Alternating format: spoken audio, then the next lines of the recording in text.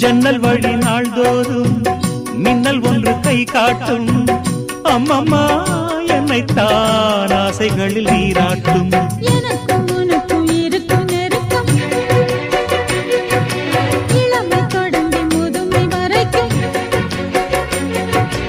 இரவும் பகலும் உறவை வளர்க்கும், இடையில் இருக்கும் தடையை தகர்க்கும். விலகா